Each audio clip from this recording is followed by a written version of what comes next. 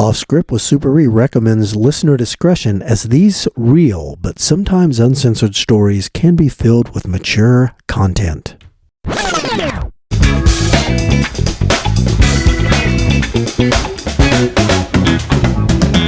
Hello everybody, Jay here with another Off Script with Super E. I'm sitting here with A-Train. A-Train, say something. Hi everybody, it's A-Train. How you doing? It's good to be back.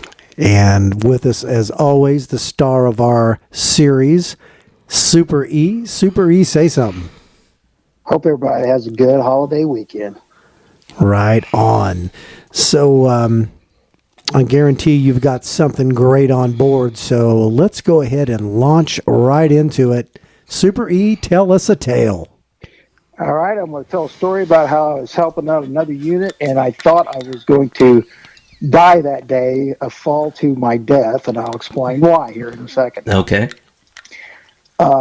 We had a triple homicide about 13 years ago, and they were trying to get information on who did it and any type of evidence of where the guns were, anything like that.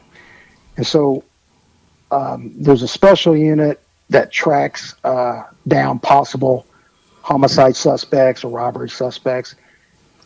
And they had been trying to get some drug buys in an area on the north side of downtown, and they weren't having any luck. They had one guy driving around the day before for like 3 or 4 hours, and nobody would even look at him. And so the sergeant in that unit asked me if I knew any of informants that I worked with who could do it. And I said, well, I can do it. And he was like, well, no, we already had a policeman try to do it, and they weren't able to get anything done. I said, well, we can use my informant, but can I try too? Because I think I've got an idea of how to get it done.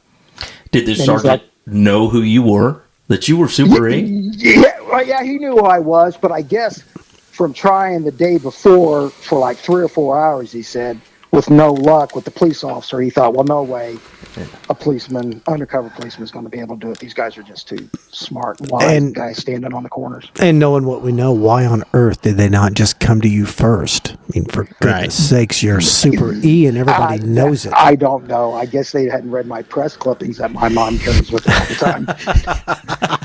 But anyways, so I said, yeah, I can. And it was somebody that me and E-Train worked with. He always did a real good job. So I said, well, we got this guy that can help. He was good informant, wasn't he? Yes, he was. And so anyway, I said, yeah, he can show up there at the meeting location, but let me try to do it because I got an idea that I think I can get into. And they're very skeptical, but they said, okay, you can do it.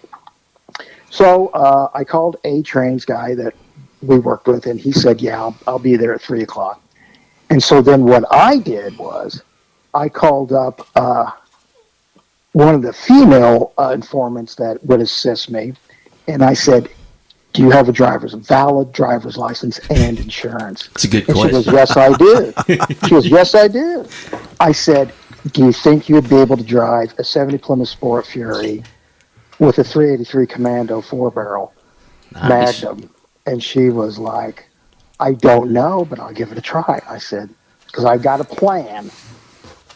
And I said, I need you to dress a certain way. And she goes, what way is that? I said, very attractive, hot, yet skanky. So it'd be skanky hot. Okay. And she goes, well, I don't know how. I said, reach in your closet and grab some. She goes, okay. So the next day, she also had a driver's license, like I said, and she met us there in her car. So we got me, her, A-Train's guy, and then these guys from this unit that try to track down homicide suspects and get cases on. Right. So I told them, hey, here's A-Train's guy. He can help you. I said, where are the guys selling dope at on the corner? And they told me the street location. I said, okay, here's what we're going to do. My girl here is going to drive my black 70 Plymouth Sport Fury up. I'm going to be in the passenger seat. And, oh, by the way, what she wore that day was a bright red, what do you call them, corsets that you tie around the waist and they pull the waist in. and push the breasts up real high like Miss Kitty on Gunsmoke. Oh, I was just gonna say, like, Miss Kitty. What? Yeah, it was just a corset? It looked a corset. Okay. I hadn't seen one. You know. then there was the old lady in the Bugs Bunny cartoons that would put a bird cage in her upper behind on the dress, not upper behind, but in the dress to make Yeah. it. That's true. That's got another name. Yeah, I don't know where busset? Jay's going with that. I don't either. I just had a visual. I Okay. couldn't help it. So you're out there. You're out there with my informant and Miss Kitty. Yeah, Miss Kitty. Yeah, all right. And so what they did was they divided that unit up to do surveillance. They were going to go. A-Train's guy was going to go into the McDonald's and see if in the parking lot there, if somebody was selling any open air cocaine in that parking lot because they had complaints there. Okay. And then I was going to go by this apartment building at the intersection of the busy road. And there's supposed to be about 10 guys standing there, open air drug dealing, lookouts, the whole thing. Okay.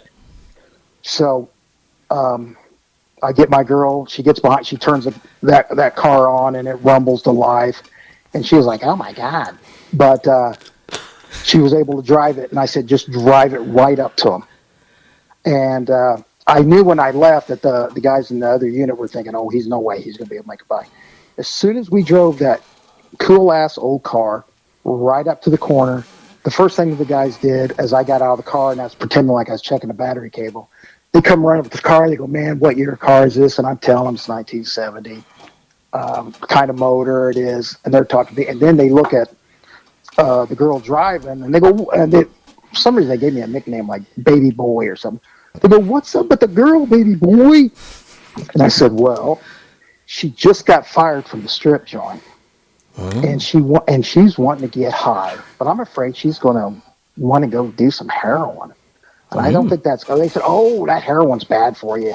You know, Baby Boy, what you need? I go, "What's that?" You need some crack cocaine. I go, "I do. It's much better than that heroin." I go, "Where do I get this crack cocaine?" And he goes, "You, Baby Boy, follow me, and we're going to go behind this apartment building across the street." And so I looked at the girl driving the car, and I said, "Stay here with my car. Don't go anywhere." and she was very charming and had good personality, and so she was just laughing and joking with the other 10 guys. They were standing there talking. So I go across the street, and the whole time I'm going behind this building, my brain's thinking, okay, somebody's going to be waiting on me with a gun or something like that. Sure. And, of course, I don't have a gun on me that I can get to because I'm wearing shorts, wife beater, and work boots, and there's no place you can hide that. Right. And so we go behind the building, and I don't see anybody waiting on me with a gun. I see a bunch of ne'er-do-wells waiting on crack cocaine, and they were like, some of them look like college students, some of them look like businessmen that were real disheveled with their ties halfway untied and all that. I'm like, what the hell? It was kind of like a weird out of this universe Skid Row. So it's like a line. These are customers waiting to get their cocaine. Customers, and I'm talking. They look like they could have been managers of banks.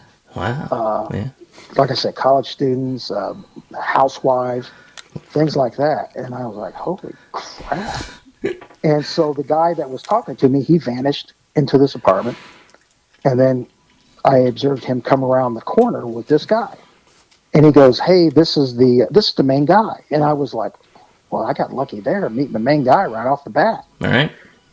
And I bought a couple $100s worth of cocaine. And the main guy goes, here you go, Ray. Here's my phone number. Call me anytime if you need anything.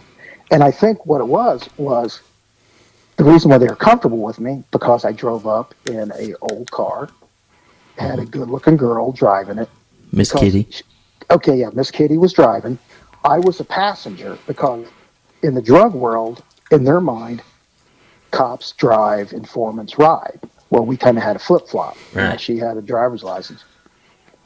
So he immediately felt comfortable with me.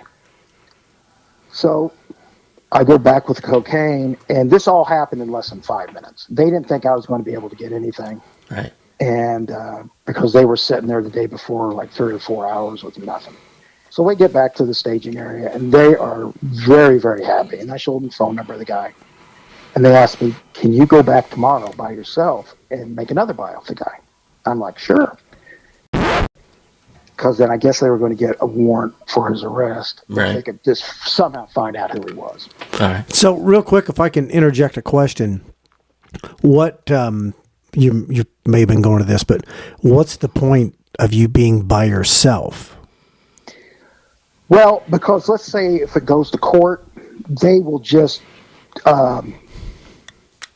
charge him. They don't want to have to call any informants in for anything. Right. So they want me to be solely by myself, and I'm the only one who's going to testify.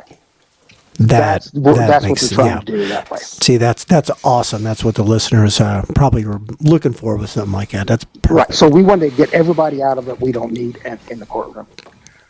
So the next day we meet at the staging area, and I called the guy on the phone, and he goes, "Yeah, come on over." He goes, "Yeah, I can help you out. Come on over." I'm like, "All right, thanks, man." So the guys in the unit that are running this whole thing, the sergeant, lieutenant, whoever, they're like, "Listen, do not get out of the car. Don't go in anywhere. And don't go into an apartment." And they said this about 10 times because they were worried that, if I went in somewhere, I could be robbed, shot, stabbed, whatever, just left for dead. I'm like, okay. I will not get out of the car. I won't go anywhere. So I'm pulling up, and the guys, his minions, see my car, recognize it. They're flagging me down, and they're waving me into a special driveway to park my car because they don't want anything to happen to it. Wow. They said, like a valet service. Yeah, it is like a valet, exactly. Well, that's pull great. over here, baby boy. Park Valet right here. dope We're going to man. watch your car for you. And then I said, hey, can the dude come out here? And they go, no, he's not coming out. I said, well, I really should. I should. I don't want to go in there because I'm not from around here, guys. Come on, I got money on me. Mm-hmm. And they go, well, he's not going to come out. And I said, well, then I think I have to go. And the guy, he was like a car salesman, didn't break character or give up or anything. He just said like, no, you can leave if you want, baby boy, because he ain't coming out of the apartment. And you know what? It was one of these things where you're like, damn it. You want to get the buy because then this is going to help solve the murders. And I was like, I made a decision right then. I was like, fuck it, I'm going in. Right. And they had put a transmitting device on me. Uh-huh. And again, I'm just wearing like a tank top, shorts. So that transmitting device, which has batteries, is in a very sensitive area. Was it heating up on? It was heating up. And I was smelling things searing. So I'm going in. So I follow the dude. We go into the apartment building. It had 5 floors, and the guy lived on the top floor, of course. So we're walking up the steps, and I got to let the guys know where I'm at and what's happening. Right. And so I'm like going, oh man, this 5 flights of stairs is killing me. 5 flights of stairs to make sure they heard it. Nice. And I'm following the guy, and then he goes up to this door, and he does like a secret knock. And the door opens up. Can you describe the knock, or where you can knock? Can you do this? It was like knock, knock, knock, knock, knock, knock, kind of a universal secret knock. That sort of thing. That is so original. Yeah, he fooled everybody. And the door opens up, and there's 2 gigantic dudes standing there looking at me like they're extremely suspicious. And they both have guns on them. And I'm like, holy shit. I was kind of regretting my decision to get out of my car right then. Yeah. And I was thinking, oh, God.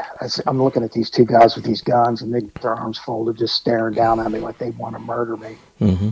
And then the guy that led me in there, he goes, hey, man, baby boy's here. And then I hear somebody rustling in the kind of like the kitchen area of this apartment. And the dude, the drug dealer that sold me the drugs the day before, he comes walking out with doctor gloves on, and he's holding them up like he just did surgery. And I'm like, holy fuck, it's Hannibal Lecter. They're going to chop me up. I started looking around for a way out. There was no way out because there's a great big guy behind me guarding the door with a gun. Guy right next to me with the gun, and then you got the guy that led me up there. So only thing I saw was that 5th floor window. I said, man, I'm going to have to blast through this window and just start flapping my arms. It might do something. Right. Well, you do wear a cape. Oh, that's true. Oh. And so I just looked at him. I said, dude, what is up with the gloves? And he goes, oh, man, don't worry about that. He goes, I'm just cutting your dope off the brick. I was like, oh, sweet. Thank God. Thank God. And I started mopping my brow with my wife beater shirt. And I was like, thanks. So I give him the money. He gives me the dope. And then, I'm walking down the stairs, telling him, hey, so nobody could hear me. And you're trying to speak into your crotch. Hey, everything's okay. Yeah, the 10th floor. Apartment 25, And then, you're trying to give the suspects information and everybody in there. Right.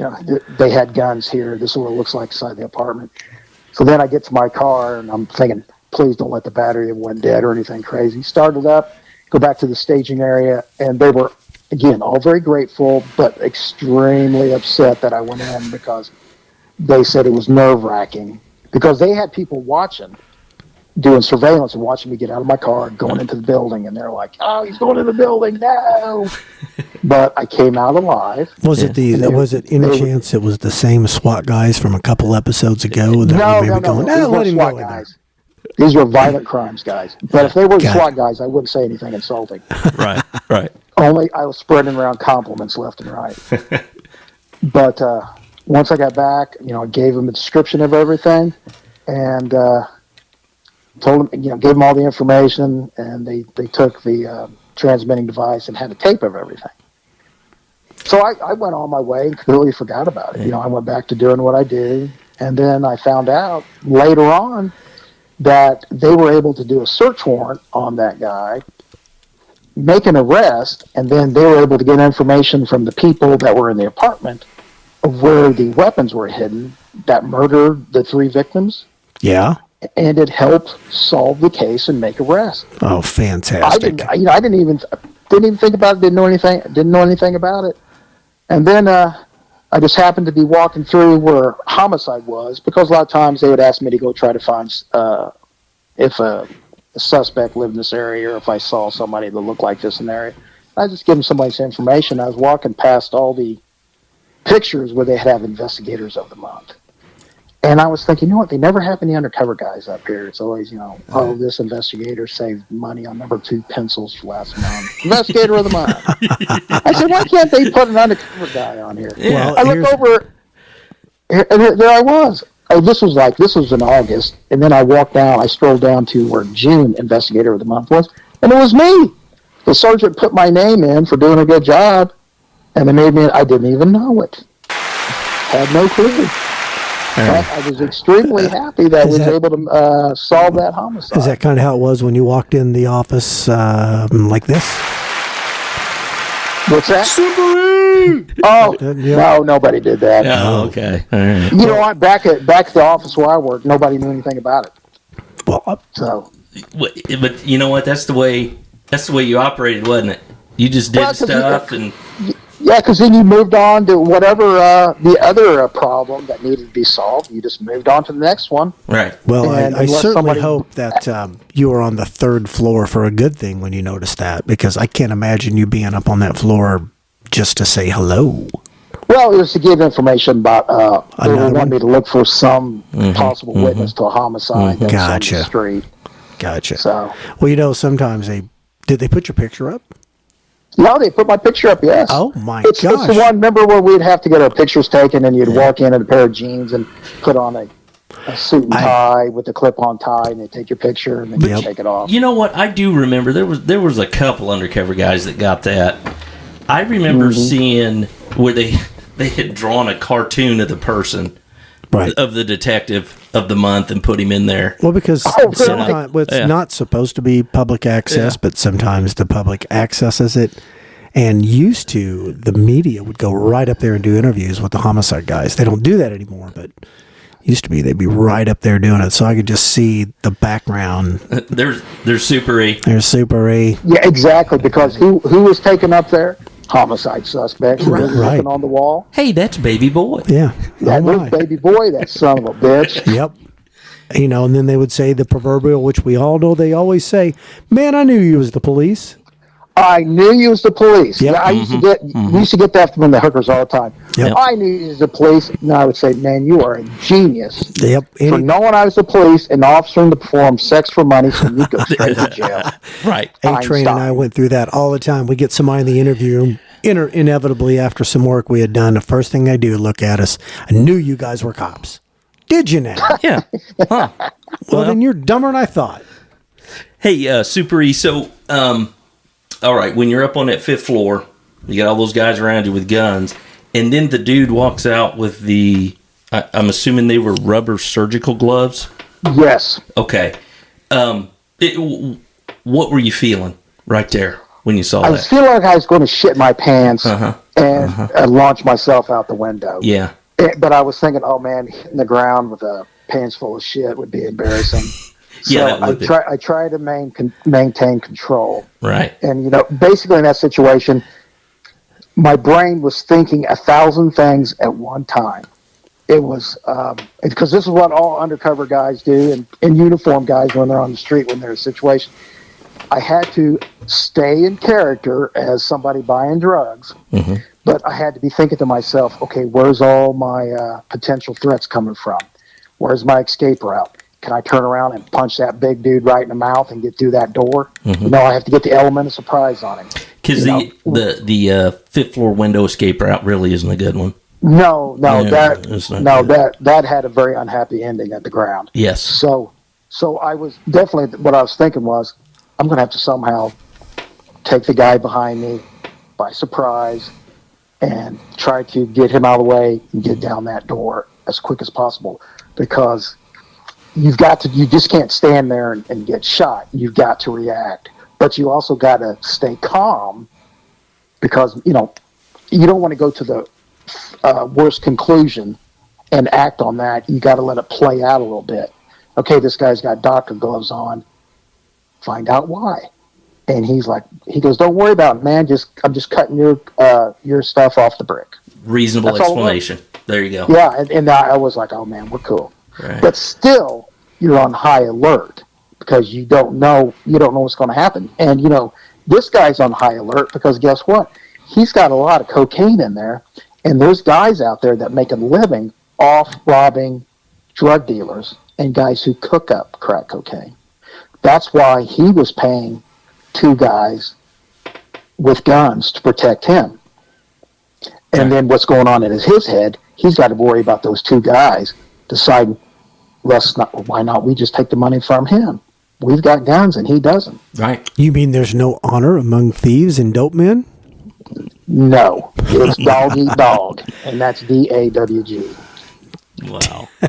Well, as I'm sitting here doing my summary hands to A-Train, this kind of goes back to what we've talked about in a couple of previous episodes about how important the street level work that you do is, because it starts kind of maybe at a street level, with dope or prostitution, which in a lot of cases can be misdemeanors, but they are into everything. Can you kind of go into that a little bit? Yeah, because it's all like everything's connected. It's like the prostitutes. They're out there, and what do they got to do? They got to buy dope from the dope man. Okay, the dope man that sells to them has their supplier. That dope man who's a little bit higher up, well, he's got competition. And so they're all out trying to own as much turf as possible, get the most customers. So they're trying to eliminate competition and all this. But when something happens, there's, with every action, there's a reaction. Somebody always knows something. And the ones that seems like with the most information were the prostitutes and a lot of the drug users, because they hear things, because a lot of these guys that were the drug dealers, they would boast a lot about what they were doing. So everybody knew what was going on. Everybody knew who did what. It's just finding the right people that were willing to cooperate and tell you, okay, this is the person that did it, this is how he did it, this is where he did it, and this is what he used to commit the murder. And then you got to you have to prove all them facts. Right. And unfortunately, in a perfect little world that we would think, well, they would do the right thing and just call the police immediately and tell us what just happened here at X and Y Street. No. The homicide guys are always complaining about that. Right. Nobody would help them. Yep. Nobody would help them. And that's where you come in, because you give them a reason that they need to help. And that's why they have that unit. Right. I've got a perfect example of that. When I was in homicide, and I was talking with the family of the deceased, and I mean, so one of the family members tells me, well, I know who did it, and this and that. And I said, well, please, tell me who it is.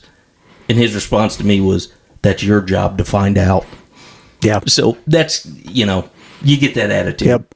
So. Yep. Yeah, because for some reason, there's a stigma on helping the police solve crimes. Yeah. Yeah. And that's the major battle right there. Absolutely. And this is a good example of your good work, your reputation within the department. They come to you, we got a triple homicide. I mean, that doesn't happen quite often, thank goodness. And they come right to you to go out after a couple of failed attempts, maybe with others, and let's bring in Super E, because we know he's going to get the goods. They did. They just wasted time not bringing in the 18. Exactly. Yeah. Well, A-Train's guy, I think he was successful where he went too. So it was a good. That was a very good day. We're batting 1,000. Right on. Nice. Right on. Well, you got anything to summarize this? It's easy for me to say. A-Train, what do you got about this? I just so as we do these episodes, when we put them online for everybody, we come up with a title. This is popping into my head for the title of this show. You guys tell me if you got another one. What about Baby Boy Goes to the Doctor? Anybody? Okay. I'm all in. You like that? Yes. All in. Yes. Okay. Yeah. All right. Yep. All right. Well, Sounds good. Super E, anything to kind of tie this up before we close this episode out? Well, I can't think anything off the top of my head, but I just, maybe the public can realize that the information to solve all these homicides that they have in these major cities, they're not getting a whole lot of cooperation, and there's a whole lot of hours by police trying to get what it takes to make an arrest. It's not like on TV where somebody just, fesses up, I did it. Right. Well, 99% of the time they don't do that. And so, if I can real quick, we obviously experience in today's climate, but, these stories happened some years ago. So that's kind of been the way it is for, how long would you say? Forever and ever with a lot of people, right? Yes, it's been that way for a long, long, long time. Yeah. So, the modern methods is not what's causing people to stop talking. They just really never even started. No. It's always been tough. Yeah, absolutely. Yeah, it's like guys like A-Train that were homicide investigators, they had to be extremely good interviewers if they got a confession from somebody, because they're just not going to, they don't break easy. No, you're right. He's so good. I sped on the way down here, and I walked in, and he looked at me, and I went, okay, I was going too fast. That's how good he is. All right, well, hey, we're going to close this episode out. Thanks for the tale, Super E. And no problem. A-Train, take us out of here. Okay.